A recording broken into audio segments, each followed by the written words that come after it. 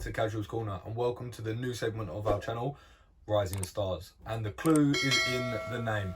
So what we're going to be doing on this part of the channel is we're going to be breaking down rising stars, people on the UFC roster maybe you haven't heard of, maybe you've heard their name once or twice, that we believe are going to be the next big things in the UFC. And it's always fun to look back on a couple of years and see where they actually went with their career.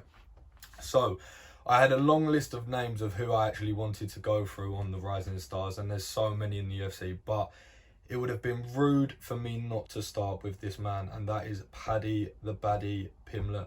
Now, if you haven't heard of him, where have you been in the MMA world? But also, he is fighting on September the 4th on the English. I keep calling it the English card. I guess that isn't the technical name, the Till and Brunson card. But it pretty much is the England card. It was meant to be over here in London, which I'm gutted about. It had to get shifted, I think, for COVID, so it's in Vegas now, and there is no crowd. But on that card, as I was saying, is Paddy the Baddy Pimblett making his debut in the UFC. So this is a very, very big weekend, and so we're going to kick the week off, we're going to kick the segment off, and we're going to kick today off with the man himself. So what we're going to do now is we're going to have a quick look at his fighter profile if you aren't very familiar with him. So he's 26 years of age, he's from Liverpool, and you typically would say Liverpool, England there, but I know he wouldn't thank me for that. So Liverpool, Merseyside, he fights out of Next Generation UK. He's a black belt jiu-jitsu player. He's 5'10", and he fights at 155 pounds. But to add a little bit of context into that, he also used to fight at featherweight, and he was a 2-division champion in Cage Warriors. And we know the only other person to do that in that organisation. And if you don't know, that would be the one and only Conor McGregor. Which sort of segues us quite nicely into some comments about Paddy recently that Ariel Helwani made when he was doing his interview. And he was speaking to the noise around this name. I'm not going to say hype, well, because I think hype's a bit of a misused term. And it also sounds quite negative. So I'm going to say noise, but there's been a lot of conversation about him, and that's what Ariel said. He said he hasn't really seen anything like it since Conor McGregor emerged onto the scene. So it's already, you can see there's a lot of things happening. There's a lot of people buzzing around this boy. And when I watched his fights, I could see why. I watched the last 1 or 2 maybe of his Cage Warrior fights live, but when I was making this video and I had to have a look and have a breakdown of all of his fights that he's had, all his wins and all his losses, you can see why. Because he is very, very impressive. He is very well-rounded, and he still has so much potential. So let's jump into it. Firstly, like I said, he's very, very young to the game. He's very, very young. He already had an offer from the UFC and turned it down, which I think was a brilliant decision. And it's a difficult situation that it puts the fighters in, but if they have the sort of ability to sort of say no and be able to develop outside the organisation when they come in, because typically it is a different pace, there is just no arguing that in terms of depth. Not necessarily there isn't as good people outside in other organisations, but the depth of the division is crazy. So I think, especially watching his fights and the breakdowns of his fights as well, that was a very, very good decision, because the maturity over the last couple of years, I think he really is at a place now where he can come in and compete. Not come in and maybe take a few losses here and there on the roster, to come in and actually to compete with those top 15 boys.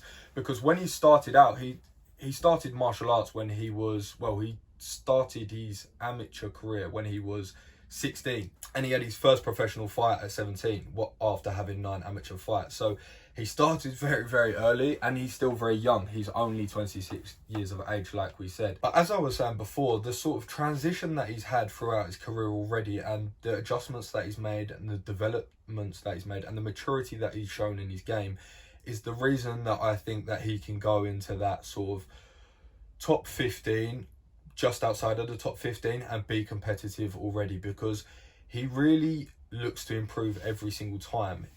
He speaks about himself in interviews that I've watched previously about how when he first started his career, even when he was a professional, he was still just fighting. He was still just going in there with raw emotion, just wanting to get in a scrap.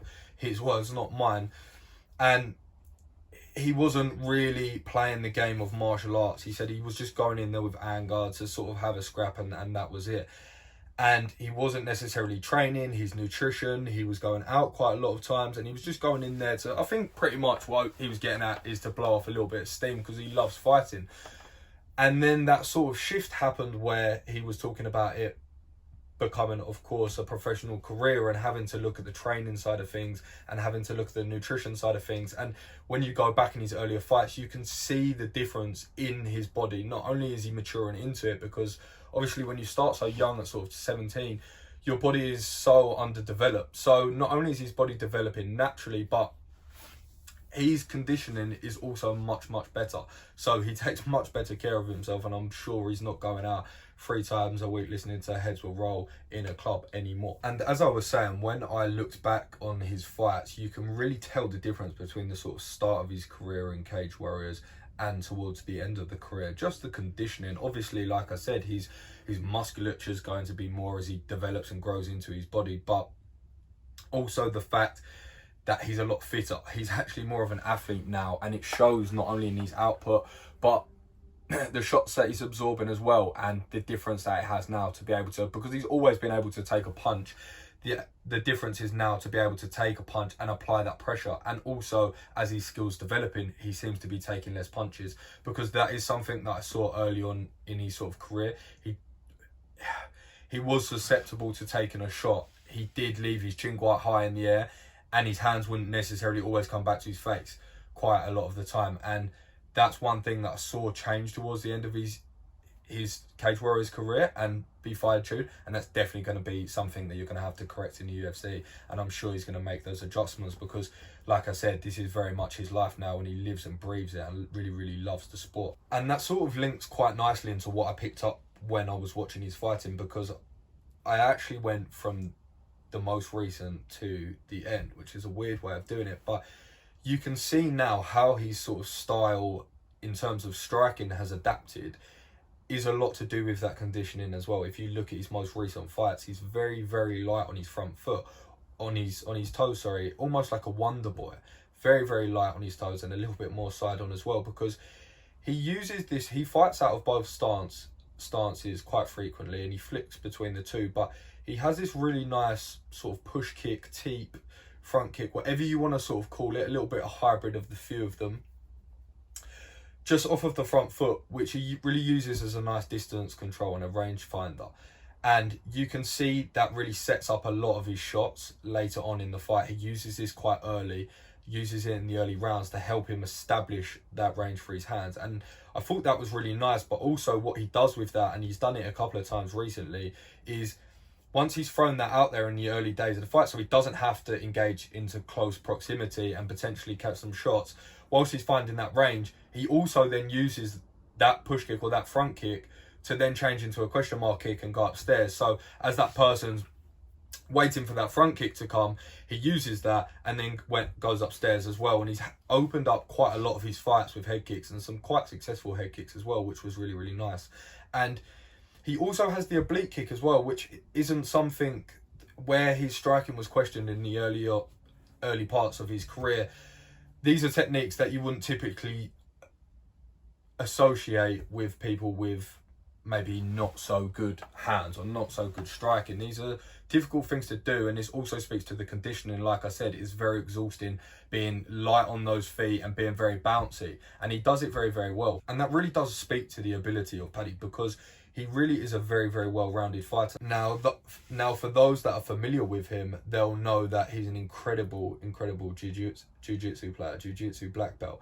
And a lot of his wins have come via submission. I think he has 7 submission wins, and he has an array of triangle arm bars, rear naked chokes. He has a flying triangle in there as well that he loves, that he comes out and says that he's going to throw up against people in the UFC. And you like that confidence that he brings, and you like that exciting nature of his fighting. And that's exactly what he is, because not only is he so good on the ground, but his striking's coming on leaps and bounds. Now, I don't think it's as good as some people in that lightweight division. If you look at some extreme examples like Fitzev, and you have a lot of incredible fighters in that lightweight division at 155 now.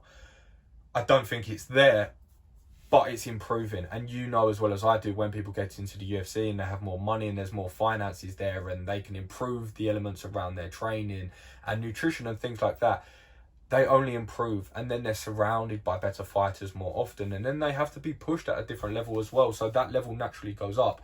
And like I said, he has the ability to switch stances, and he comes out southpaw quite nice as well. He throws a nice straight left hand, and he has a really, really nice body kick out of southpaw, which is a severe advantage because you can really dictate your opponent. Then you can really play about with them and look to beat up the body in different ways, and maybe if one thing isn't working, switch to another, and it gives you a lot more freedom than those that maybe are restricted to certain elements of the body. So he does that very well, and that's something that I picked up that he does well when he fights, is he puts money in the bank in the fights. I think he always is confident that he's going to finish it in the first round in most cases, but he does always put money in the bank in his fights. From what I've seen, he goes to the body, whether it's with a right hand straight or whether it's with that body kick. Like I said, he sort of switches into it, goes from a southpaw position, but then, like I said, he can continue to fight out of that as well. And he has this really nice, now like controlled, erratic nature. So you don't know what he's going to come with. You don't, because he really does use all weapons. He uses elbows, knees. He has some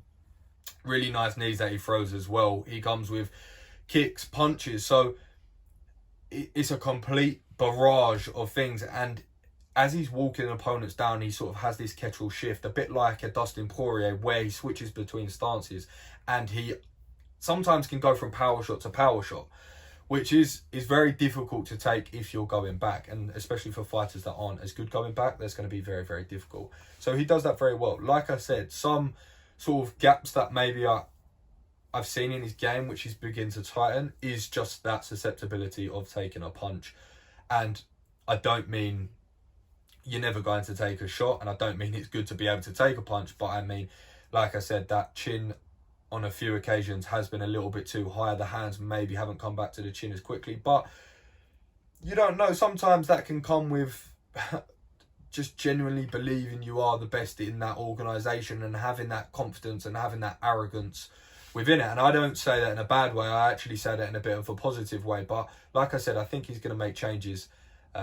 He's going to make changes when he walks into the UFC. So he's currently 16-3, and he's got 5 TKOs and 7 submission wins. So that goes to show you that he is a very well-rounded fighter. He's very outspoken. He's very Liverpudlian. If you're watching this and you're not from England, you may have a tricky time in understanding what he says, but he is very, very good, and I believe that he can make some waves in this division. And I think we're going to be looking back on this video in a few years' time and saying it's funny that happened, because I think that he's going to fight Conor McGregor somewhere but down the line. As I said, he's very outspoken. There's a lot of noise around him. He's very bold in his claims, and he's very authentic with it, and he's very unapologetically Liverpudlian, and I love it, and I think it's brilliant. And I think a lot of people will say that he's mimicking Conor McGregor, and I don't think that's the case at all. I think that he's noticed his blueprint, of course, knowing what works and what doesn't. But again, like I said, he's very, very authentic. I'm very excited by him. I can't wait till Saturday. I'm absolutely buzzing. I hope that I'm going to do a breakdown video saying he won via flying triangle. And yeah, let's see how the next few years go for him, because I think we're going to have big things. Like I said, still 26, got maybe another 10 years in the game. So it's a very, very exciting time for him. As always, you know the drill. If you like the video, please drop me a like and a subscribe, and get involved in the content in the comments, because like I said, we're getting something new going here with the Rising Stars. So let me know what you thought about that. Get onto us at TikTok and on Instagram as well for daily MMA content, because let's be honest, if you're an MMA fan, you want that MMA content. I know I do, so I know you do too. And peace.